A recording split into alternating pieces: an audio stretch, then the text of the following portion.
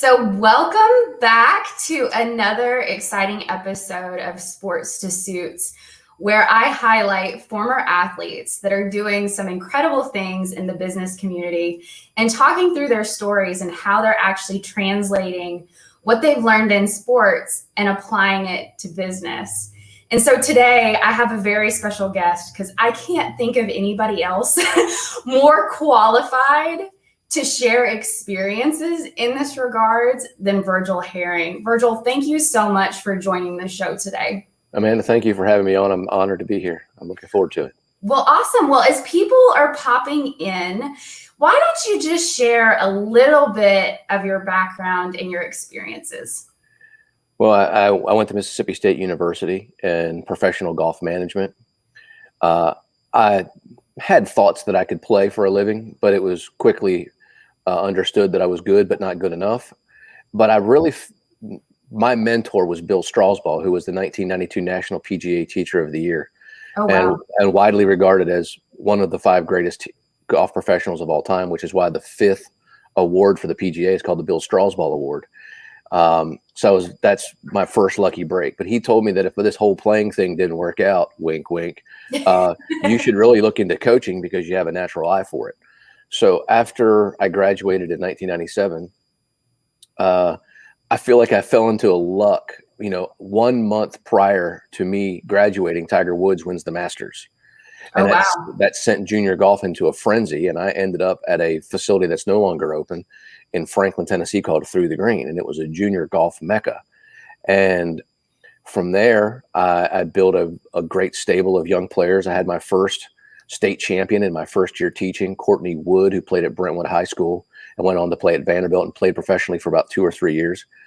And that then brought me more players. And then at the end of it all, the most impactful break for me was when I started coaching Brant Snedeker. I taught Brant Snedeker from 2001 to 2008, from the top junior to the #1 college player to the #1 amateur to the Public Links champion to the Masters, where he made the cut, and then went on to be PGA Tour Rookie of the Year. So it was a great run for me there. From that particular point, I didn't want to be only known as a golf teacher. So I did radio on 104.5 The Zone for 17 years. Oh, COVID squished that because the advertising dollars went away. But I had people who wanted to hear me interview people outside of golf. So I started doing podcasts. I have one that's called On the Verge, which is more of a Joe Rogan-esque long form interview with a person about their success stories. And then I have one that's based off my best-selling books that I've co-written with Drew Maddox, former Vanderbilt basketball star. Wow. So I have 3 best-selling books, 2 podcasts, a former radio. I was a Golf Channel Academy coach. I was one of the original Golf Channel Academy teachers. I was there for 7 years. And from that particular point, I don't say no to anything. Any opportunities that come my way, I say yes and figure it out. So I have no media experience. I didn't go to school for media, but I said yes and figured it out. And that's one of my big keys to people, is that we're going to be given opportunities. The doors are going to open for us, but it's fear that stops people more times than not reality. There aren't many things that you can't do. It's just that most people are afraid that they're going to fail. And I don't look at failing as anything else other than learning.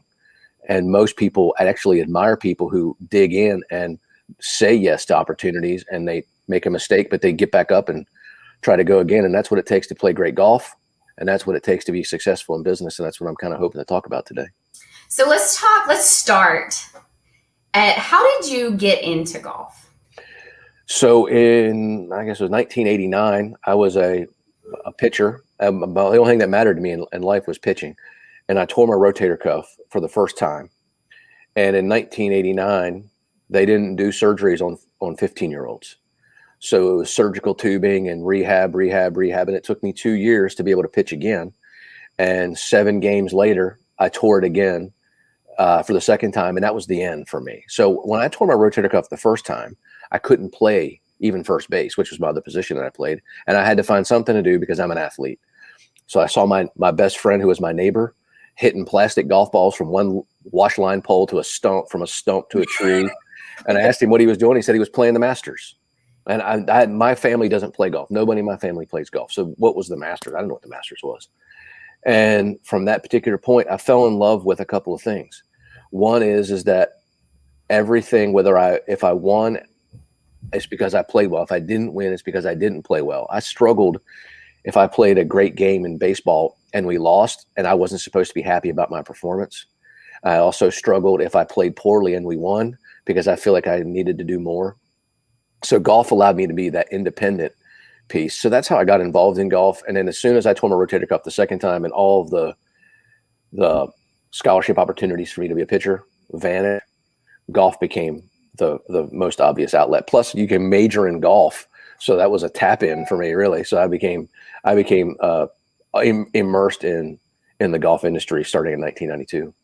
Well, and I just want to give a shout out. So anybody that is listening out there, golf is an incredible opportunity to develop relationships and business relationships. There are a lot of people that casually like to play golf, right? And it's a great opportunity to get people out there and start business conversations. Virgil, I didn't know that golf was even a thing that I could become involved in until a year into my corporate career.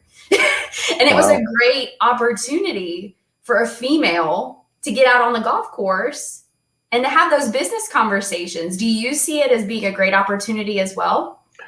Oh, I believe that the reason why golf is never going to die is because there's hardly anything left in the world where you can spend 5 hours with somebody in an environment that is fun, competitive, and you get also like a free interview.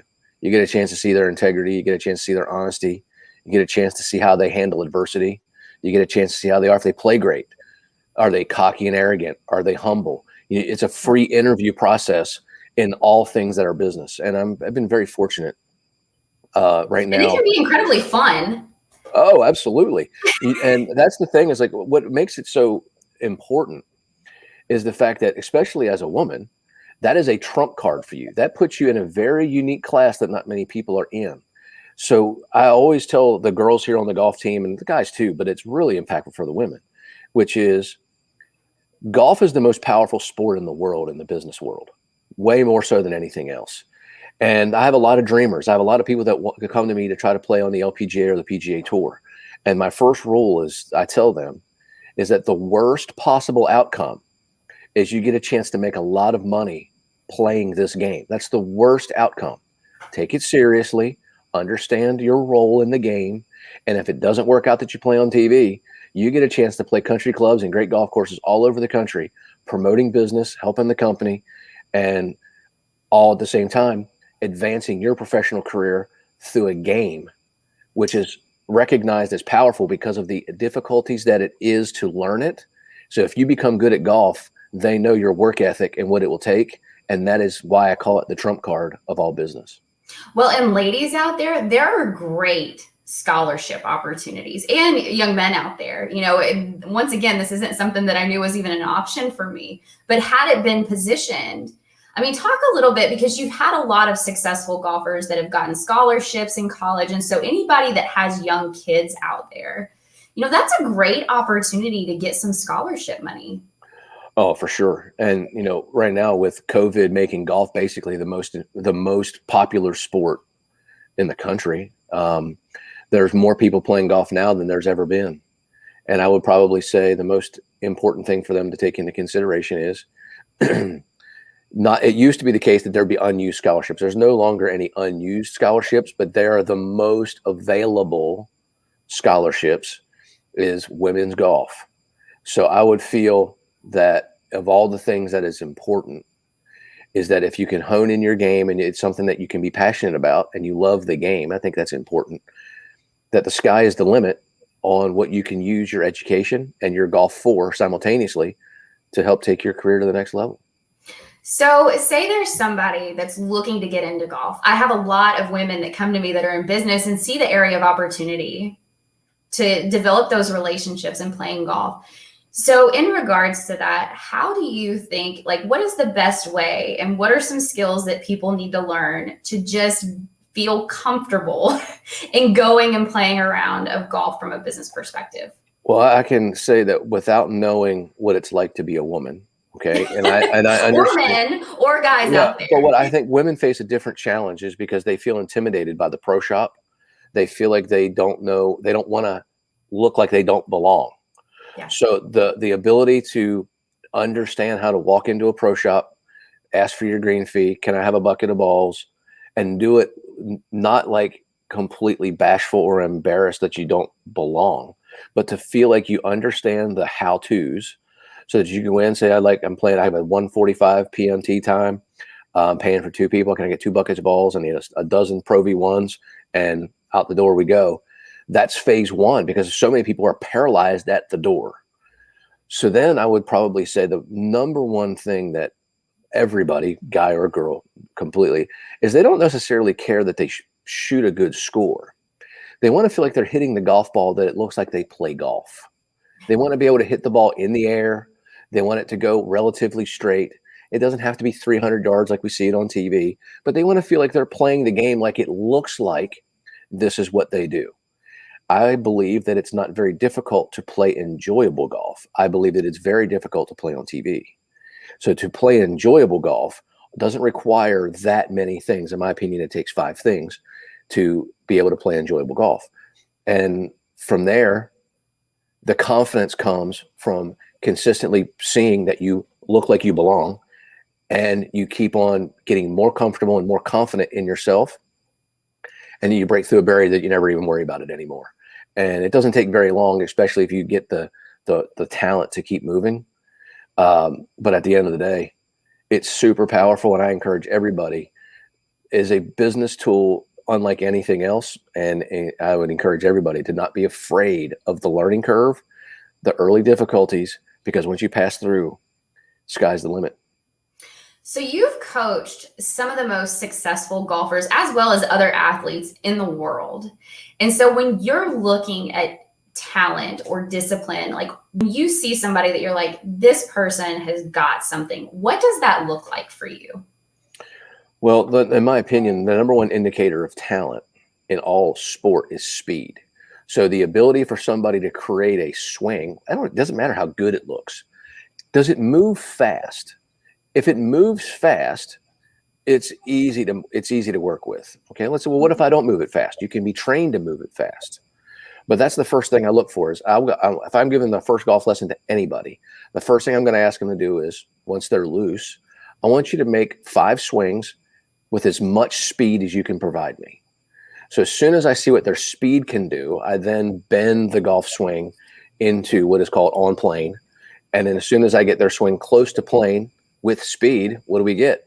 Distance, the ball gets up in the air, and now I have them hooked. That's my game plan. I've used it ever since I started teaching golf. Speed first, direction of the golf swing second, and then as soon as they start hitting it hard, that's the addiction. That's where people get fired up, and that's what I call job security. So when you see all these things coming into play, what makes a good golfer great? Because I'm sure that there's a lot of good golfers, but what makes the world-class golfers just so much better than everybody else? So take speed out. We've already talked about speed. Yep. At the highest level, as we see now with Bryson DeChambeau hitting at 400 yards and Rory and DJ and all these guys hitting at 360. It's crazy. Like that is a crazy distance. It is crazy. So speed. Okay, so now let's take that out. Now we're on TV. We're good enough to be on TV. What do we have? Everybody's as good as everybody else. So now we're dealing with intangibles. How well golf? You don't hit many perfect shots. You hit a bunch of okay shots, and the better your average is, as in like your what's your bad shot look like? Oh, it's still a pretty good shot. How do you handle adversity? What's your ability to grit your way through not your best stuff, but still shoot a good score? Those are the 2 biggest challenges, because what it takes to get to the top is not what it takes to stay at the top. Because you're at the beginning, you're always refining your skill set. You're trying to make your swing more perfect. You're trying to make it faster. You're trying to make the club face stay squarer longer. You're trying to own control of your distance and your curve. But once you get to a certain point, you can't go that route anymore. How many people have left the tour changing their golf swing once they got to the PGA Tour? It's a gigantic number. LPGA Tour is the same. They get there and they're like, okay, now that I'm here, now it's really time for me to take it serious. And they tear it all down, and they lost their identity. And I think Tiger Woods is guilty for making people do that. because he was so good. He was able to do it successfully twice, and then it got him. But at the end of the day, many people are sucked into perfection, not just in golf, but in life. They're trying to be perfect because they don't want to make mistakes. It's human nature to not want to make mistakes. But at the end of the day, it's the failures that allow us to learn. So I don't really think that we either win or we learn. We don't win or we lose. And that's one of the most important things. Another thing that Brant Snedeker showed me that I didn't have, and I think this may have been the intangible, is that no matter how bad he was playing, when it was time for him to hit a shot that mattered, he believed that it was his turn every time. He stayed positive, like, I can do this. Even though I haven't hit it good all day today, I can do this. And I would be more inclined, if I was playing well, I feel like I could do this. And if I wasn't playing well, I'd be like, today's not my day. Brant never felt like today wasn't his day. And so that's mindset. Like, if y'all are listening out here, this is directly translatable into business. Making sure that when you see setbacks, that's not where you stay, right? You recognize that this is a learning opportunity. You stay positive, stay focused on the end goal, and don't let what happened 5 minutes, 10 minutes, an hour, a day, a month ago keep you back there. I mean, that's so powerful, Virgil. Yeah, I love the 5x5 rule. If you don't feel like it's going to matter in 5 years, don't give it more than 5 minutes attention. We're all going to make mistakes. The most important thing is effort and intention. What was your intention with your effort? I tried my best to do the right thing, sir, and it didn't work. What else could anybody ask, really? So you learned. Now, obviously, if you make a mistake and it was bad intention, that's a completely different conversation. But not many people really do things with bad intentions. They make a mistake, and there's what I call the crossroads. Do you dwell on it and stay in the muck, or do you get back up off your feet, learn from it, and get better immediately? And that's obviously, with golf having so much failure in it, you learn quickly how to handle adversity and get back up on your feet, because just because you hit that 3-wood in the water on your second shot on a par 5, this still does not mean you can't make par.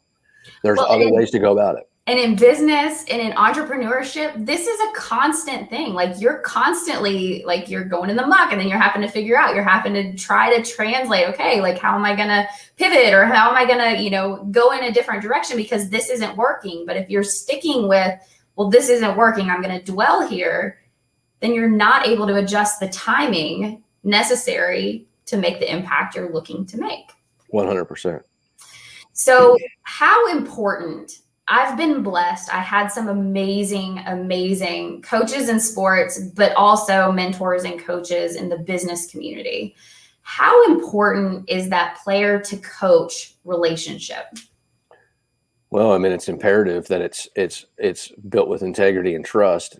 It gets interesting at the higher level because their livelihood depends on being great. So there's a lot of pressure at the high end for the coach player. But I would say, just like it is in business, there's nobody that gets there on their own. Everybody has help. Everybody's being coached one way or the other. Steve Jobs was getting coached. Elon Musk is getting coached. There's nobody that's just like, oh yeah, I did it all by myself. That's not happening.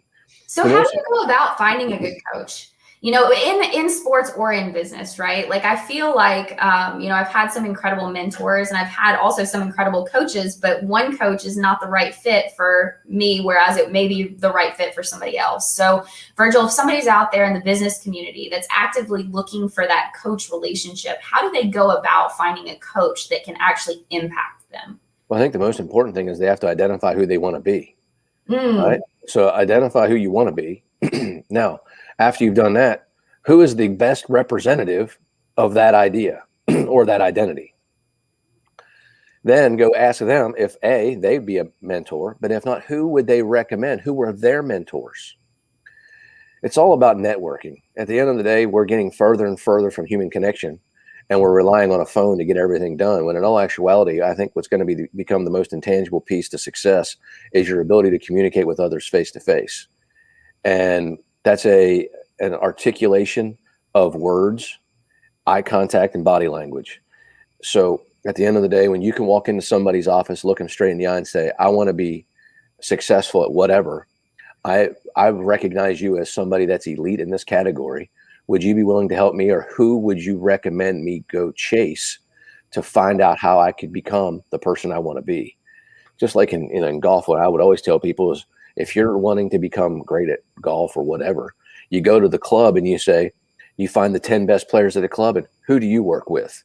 You'd be shocked. Probably 8 of the 10 are going to see one person. And then you call that person and give it a try. And if that one doesn't work, then you call the other 2.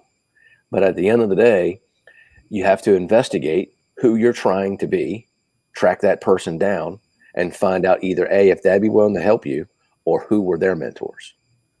So you talked about the human connection, and I have found with COVID, everybody's used to being remote and getting back into the swing of that human to human connection. Like, we're used to being on camera now, but actually in person, I find that is something that now I'm having to kind of get back into the swing of things. So when you're talking to people that are not, maybe introverted or are not used to putting themselves out there and developing that human to human connection, how would you recommend that they go about getting themselves out there? And what are some areas of opportunity maybe that you have found where there is good connection opportunities?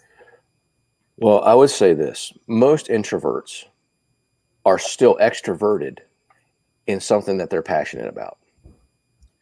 So they may be not good in a social setting, but if they're passionate about whatever, music, art, sport, accounting, whatever it is, when they are in their comfort zone, they're apt for extroversion.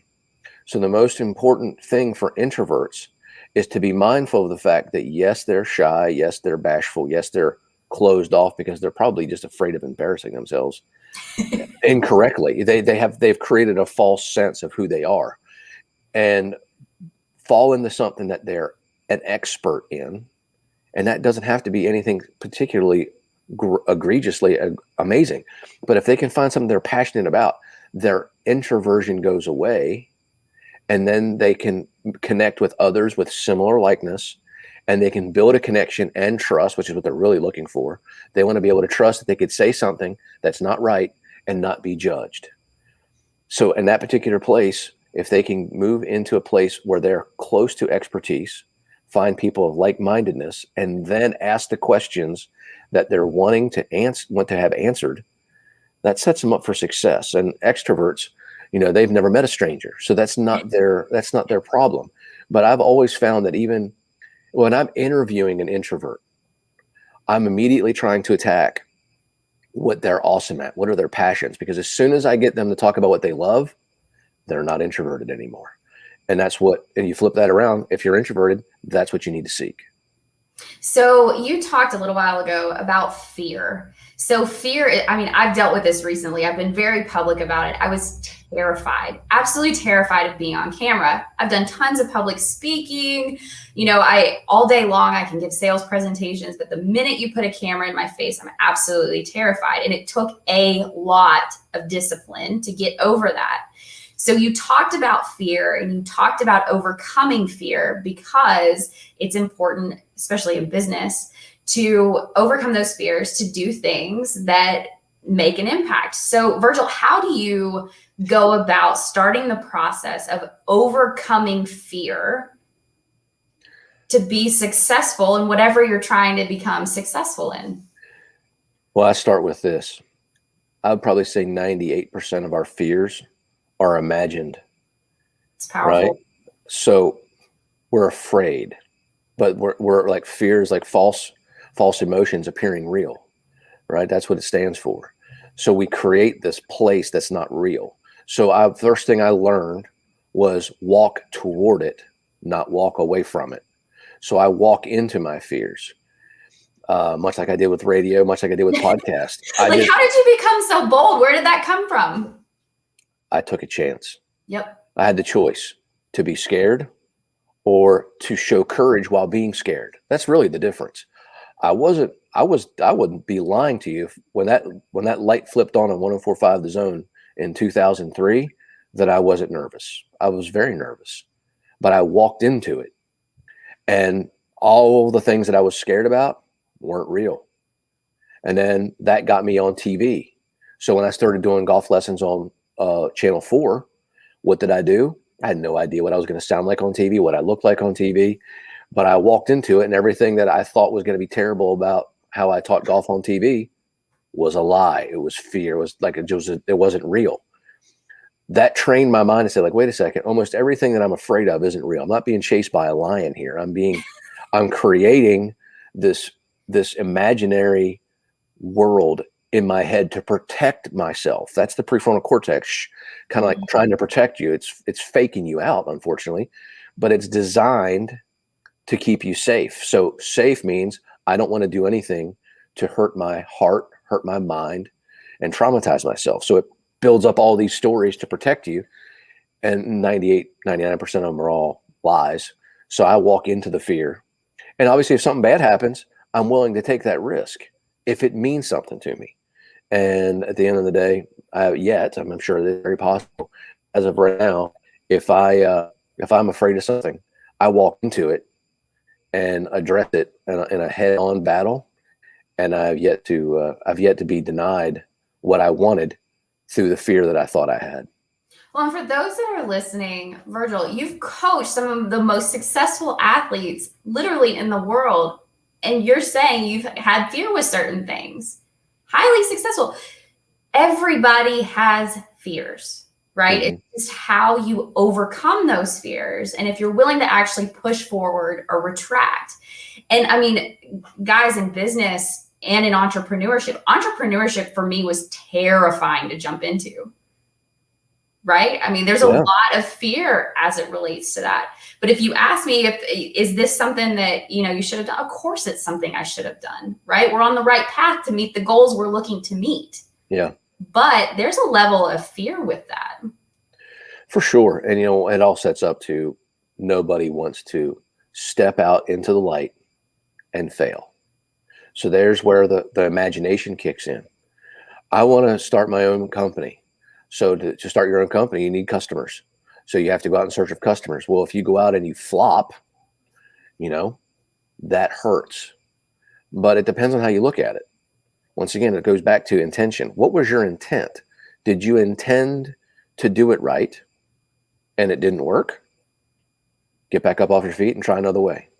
If your intentions weren't pure, they weren't correct, well, you have other things to address. But that's what it all comes down to, is what's your intention? If you get your intention right, I haven't seen too many people mess up, like none at this particular point.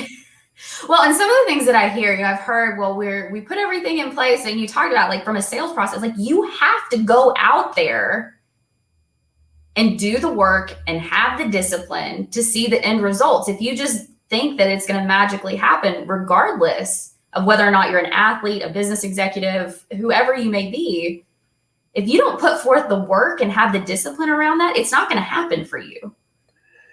100%. I have a story about this, and I think it's relevant to the world we live in today. In 1999 or 2000, I started teaching PGA Tour players early in my career, like 25 years old, 26 years old. And the Golf Magazine Top 100 list came out, and my name wasn't on that list. But yet the people that were on that list hadn't yet taught a PGA Tour winner. I had. And I called the person who was in charge of the Top 100 list. And I was emphatically saying, well, how can you tell me that I don't belong in this list when I've already taught two people to number one in the NCAA, a PGA Tour winner, and I've already won the Teacher of the Year in Tennessee? How can you tell me that I don't belong? And he says, well, how old are you? I'm like, well, I'm 26. He goes, well, that's why you're not on the list, is you're so young. How could you be a top 100 teacher? And that really made me mad. And I felt like I deserved it. But as I got to be about 38, I realized that if I had gotten recognized at age 26 that I was a top 100 teacher, it probably would have infected my mind. And I was better than I think I was. So I think a lot of people today, especially the younger people, they are well trained. They're very smart, especially in the tech world. They're very smart people. And they don't feel like they need to pay their dues because they're better than somebody else. Mm. But in some ways, it's not just talent. It's your ability to handle success in a humble fashion. And humbleness comes usually from experience. So I was brash when I was 26 because I knew what I was doing and I was trying to make my way. But as I got a little bit older, I realized that I am way better now than I was at 26. And I didn't know anything like I know now. And I was glad that I had to work hard to earn my right in the Golf Channel and all the other really cool and fun things that I've been able to do. And that's what I try to pass on to the younger generation that feels like they deserve the higher paying job because they're very qualified and maybe better at something than somebody else. But they'll either learn that by listening here, or they will learn the hard way that the harder they push to be recognized, the more they're going to be pushed away. Because it's at the end of the day, success for a company, success on a sports team, success on your own requires a level of humbleness in your expertise. Because anybody that comes across brash, nobody wants to share information with, and you can't get to the top without help. So that's how I view it. And I'm always trying to encourage people that I know that you want it badly. I know you feel like you deserve it. Maybe you do deserve it some. But what you're asking for, you're not quite ready for the rewards of that without it coming back to get you. So take your time. How do you become ready for that? Well, I think for me, the never-ending challenge and chase to be the best version of myself. I became hell-bent to make sure that there was nobody that could outcoach me technically, nobody that outcoached me mentally, and nobody could outcoach me in care. So I got really bored with swing mechanics quickly, and I became way more intuitive and wanting to understand what makes the human body perform and what generally stops it from performing. What causes choking? What causes a level of anxiety that inhibits the body from doing what we already know how to do? And that's what opened up a whole new level for me. And when I became immersed in the understanding of the brain and how the brain works, that took me to the next level. Well, and it sounds like you have just this like really strong level of curiosity. Where Yes. you're constantly trying to learn, you're constantly curious, you're asking the whys, you're trying to figure out, you're utterly curious. Yeah, I think the curious piece originates from the fact that nobody in my family's played golf. And I was gifted. God gave me plenty of talents. I hit the ball really far. I hit the ball really solidly, but I could never figure out why could somebody with less physical gifts than me be beating me every day? And that's what's really got me curious is like, there has to be more to this game and life than just strictly talent.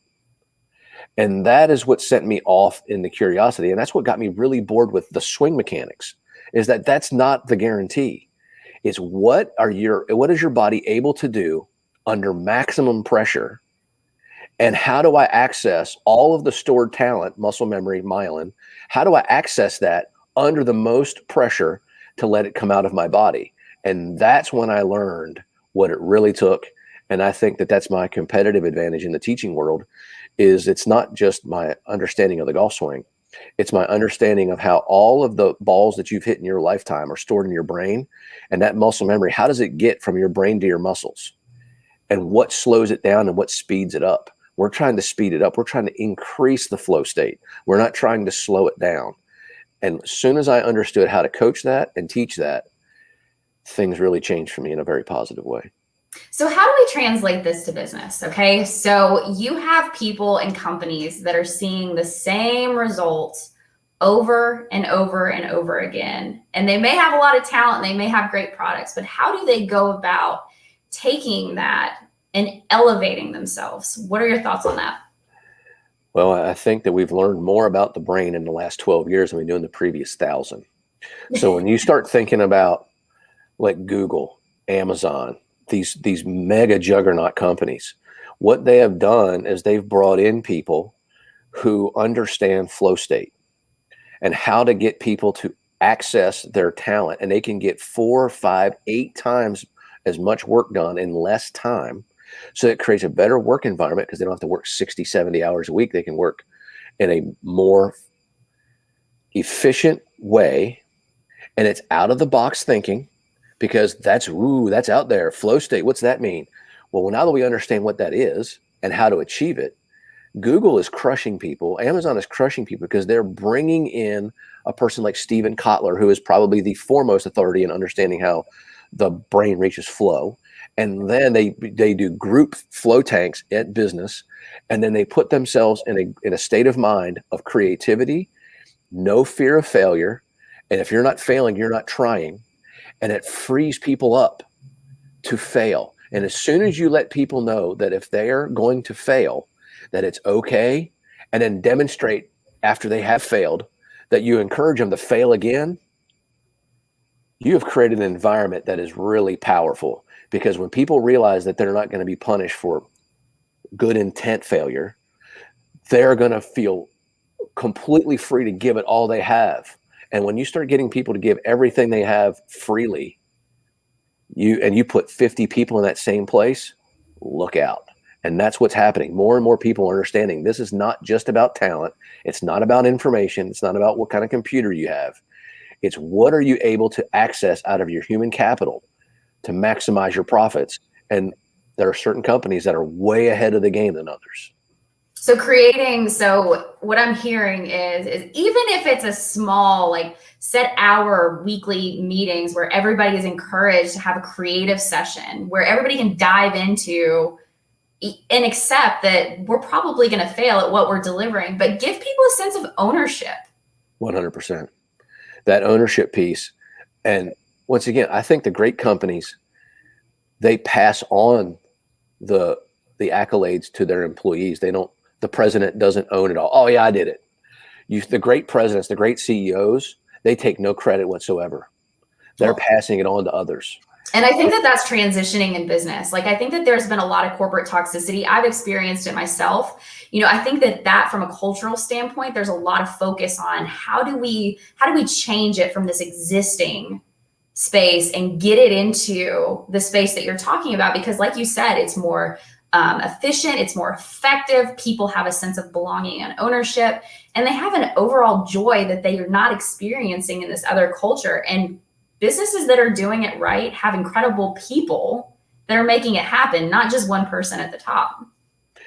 Yeah, and when you think about who are the greatest business motivators, Tony Robbins comes to mind, right? Yep. So what does Tony Robbins preaches one thing a lot, which is the human state.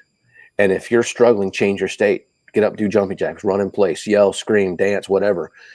All of his shticks, all of his programs that he puts on, he uses triggers that we now know are triggers to get you in the flow state. Loud music, make you feel have it like you're having fun, get your body moving. All of those things take away fear, increase creativity, get the blood flowing, get your brain at optimum peak performance levels, and then great things occur. But that's not the normal business model, right? So no, it's not. And so that's what I believe in. I don't believe that many companies are thinking past the information and the talent, and that's the problem.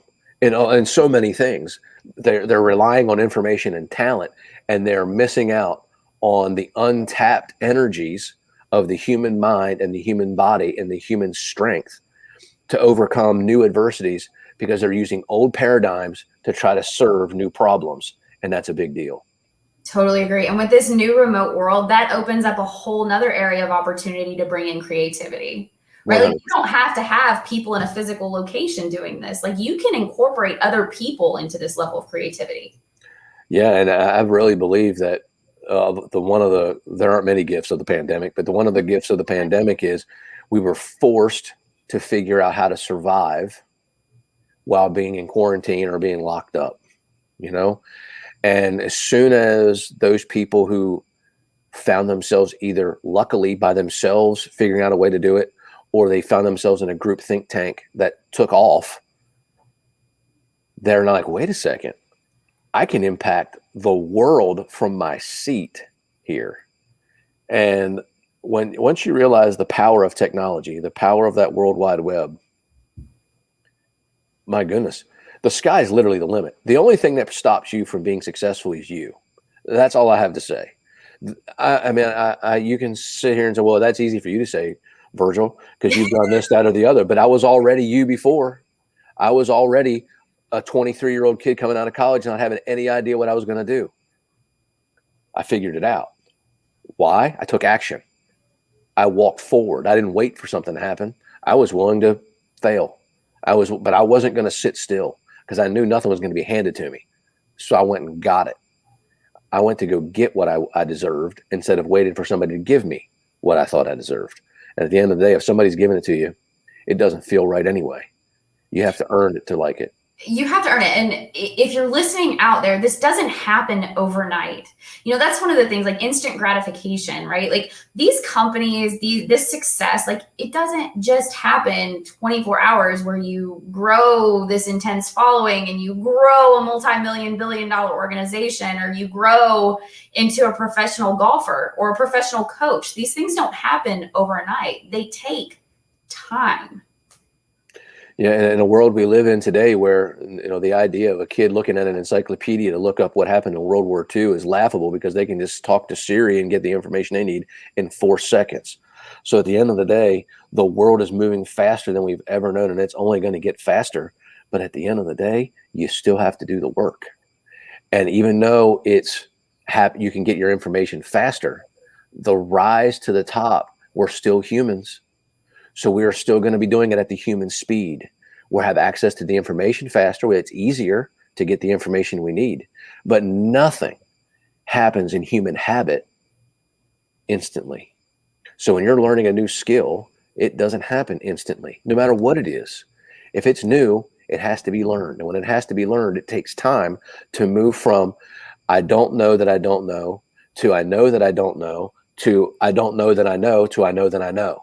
It's that 4 phases, and it takes time for you to know. I tell people all the time, the difference between a good golfer, an average golfer to a good golfer to a great golfer is average golfers think they can hit the shot.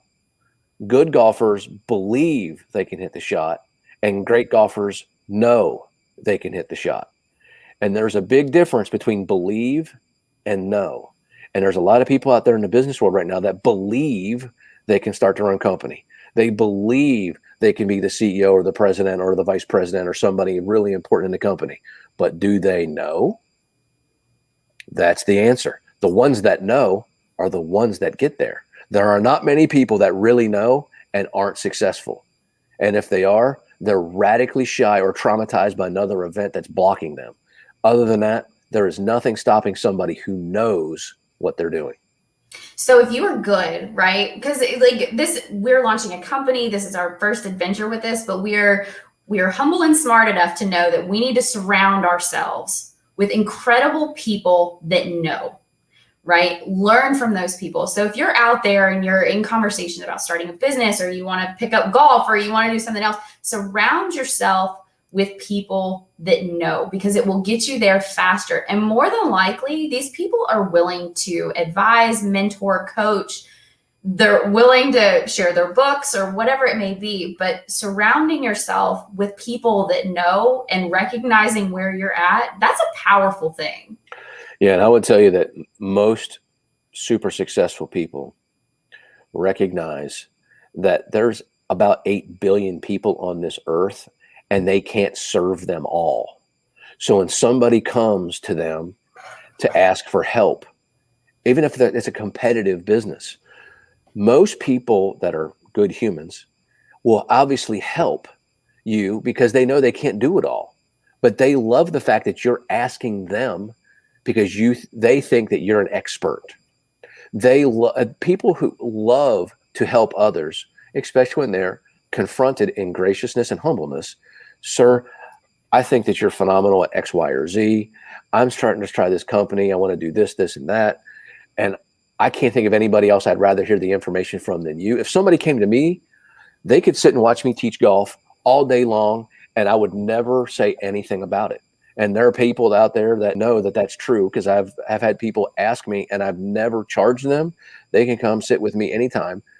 And I know that most of these people are teaching golf in Nashville right now that I've helped. And they're like, well, why would you do that? And I'm like, because I can't teach everybody. I can't teach everybody. I mean, if I do 10 lessons a day, I'm gassed. That's 10 people. And there's probably 150,000 people that play golf in Nashville. And you think about that. If 150,000 people are playing golf and I can teach 10 a day, 60 a week, that means there could probably be 100 of me and there'd still be people to teach. So why would I try to hide knowledge from people? My job is to help the business grow, because the more the business grows, the more people want to come and pay to hear what I have to say. And while I've done that, I've also helped others make a living and help them achieve their dreams. And if their dreams don't line up with mine, they don't want to be what I want to be, that doesn't mean anything to me. I help them be what they want it to be. And that's all that really matters. And that's what most mentors are into. What do you want to be? And I'm going to help you. So if you have knowledge, if you're out there and you're a specialist in something, or you have knowledge, like I truly believe in, Virgil and I are very much in alignment with this. It is your responsibility to share that knowledge, whether it's through what we're doing right now, lives or books or coaching, whatever it may be. Like, it is your responsibility to help other people learn and grow. Like, we're all there to help elevate other people. And that's what I'm hearing from you, is like, we can't serve everybody. But if we have the ability to provide that information and knowledge to somebody else, they can share that, and it continues to grow from there. 100%, which is why I named my first book with Drew Elevated, is because that's what we were trying to do. We're coaches, right? So a lot of people are struggling in life right now. So we felt like it was a really good title, really good word to help people when they look at the book. They're like, oh, elevated, what's that mean? And you look at the back of the book, and it's like, these are stories about people who elevated themselves and what you can learn from them through our eyes. And it's a huge deal to me. I help people all the time with anything that they would ask me about. And it doesn't necessarily have to be about golf, but elevating others. A rising tide raises all boats. And that's all I'm trying to do, is that you can't get there by yourself. And I'm here to tell you that if I help 10 people, that's one person helping 10 people.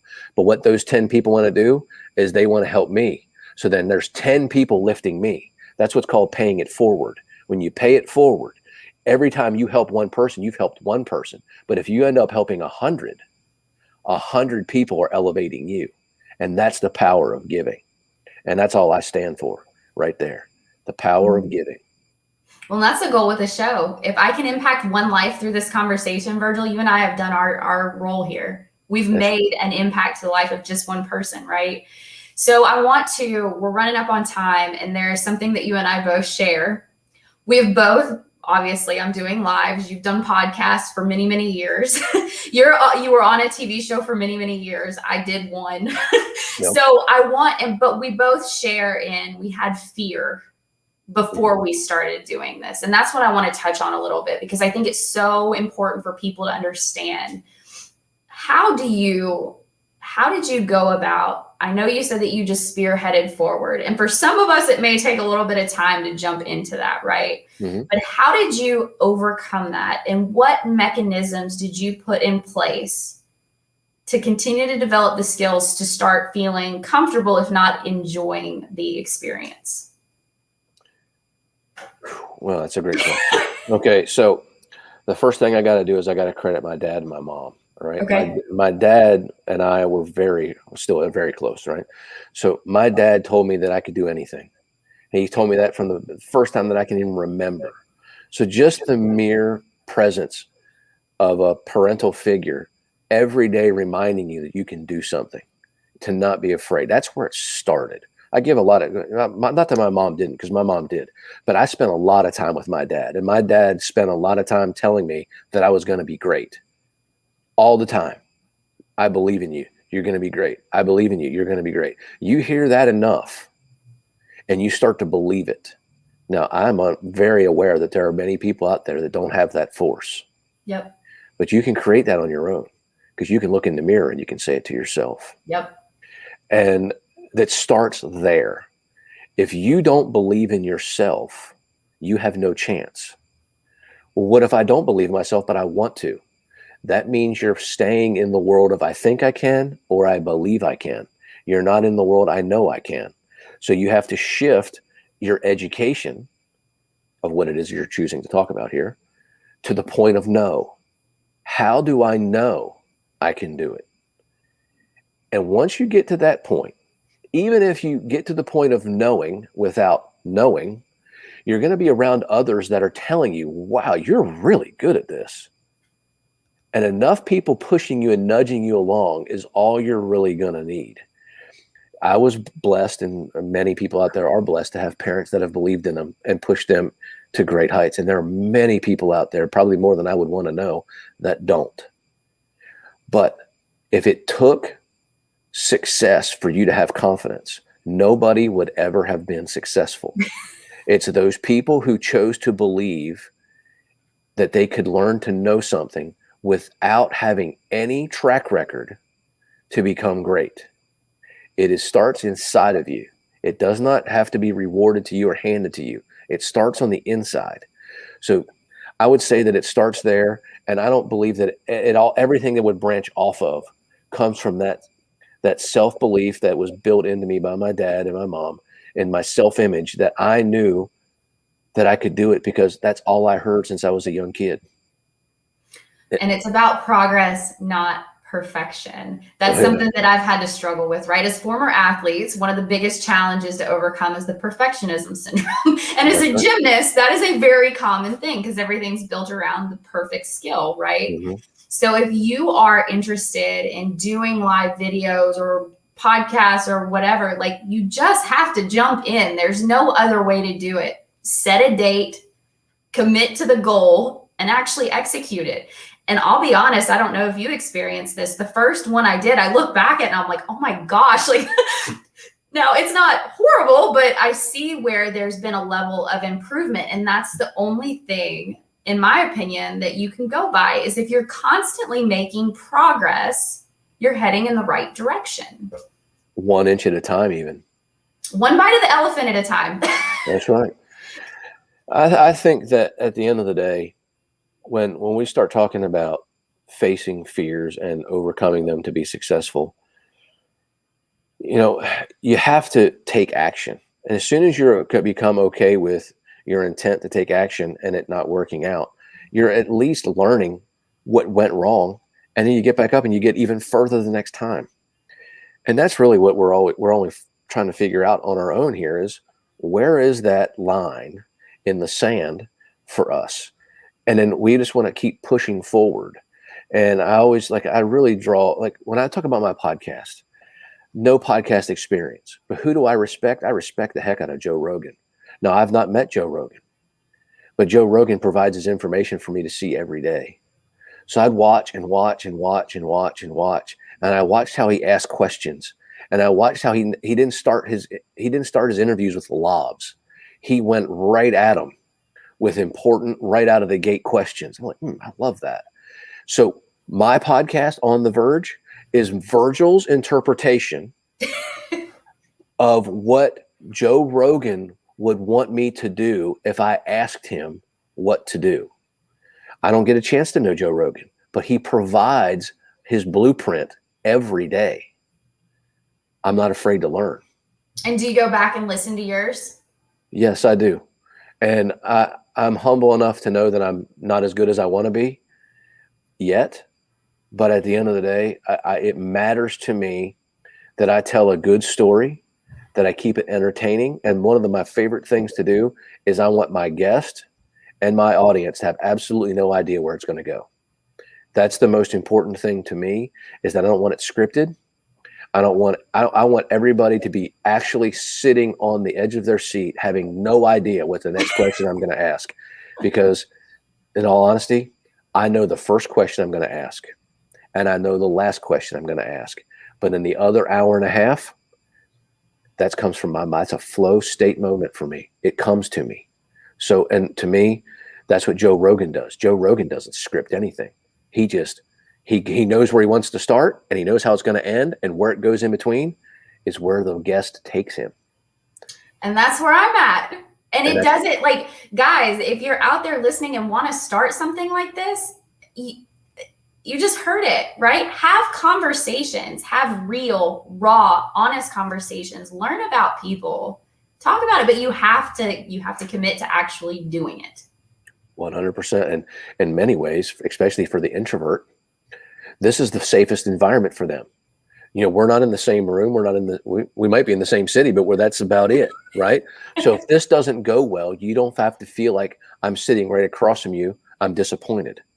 It's very feeling free, but yet at the exact same time, it's very feeling.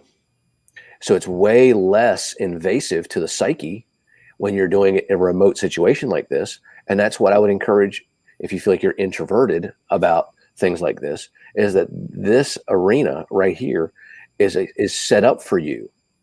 Because at the end of the day, if you're scared or if you're worried about failing, if you don't even want to put it out, guess what? You stop the recording and you don't put it in front of anybody. And how much better is that? I mean, that's freedom.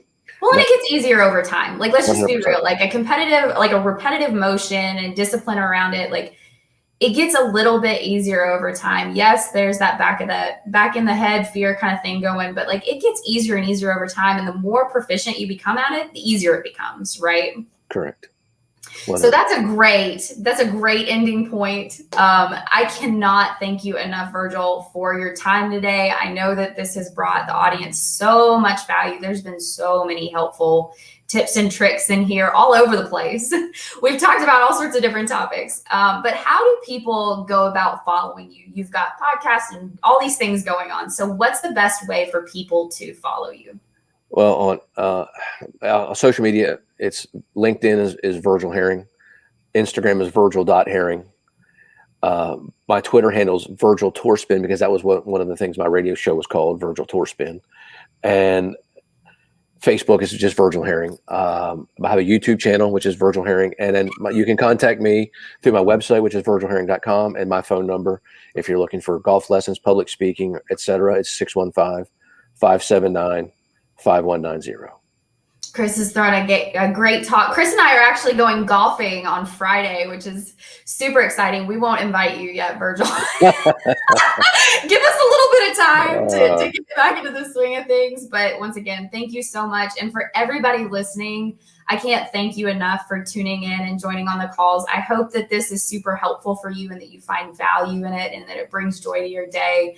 And once again, I go live every Tuesday from 1 to 2. I had the timing mixed up today, but we made it all work. And I look forward to seeing you guys later. Hey, look, you failed and it still was successful. Just remember that. It didn't work out. You made a mistake, and what happened? It still turned out fine. It turned out amazing, and we didn't get set back on that. We've still delivered value. It's a great, we didn't let it bother us in the head. Well, and really what we just did, we just demonstrated what we've talked about all day. It was a mix up. And what did we do? We improvised and we delivered. And that's what it takes in life. So we just actually lived what we just talked about. So thank you very much, Amanda, for having me on the show. And I'm looking forward to any time to contribute any way I can. And I'll add to that, we brought it, we're joyful. That's exactly right. That's exactly Guys, right. if you make a mistake, find joy in it. It happens, right? 100%. All right. Good to see you. Thank you very much for having me on. Thank you for joining.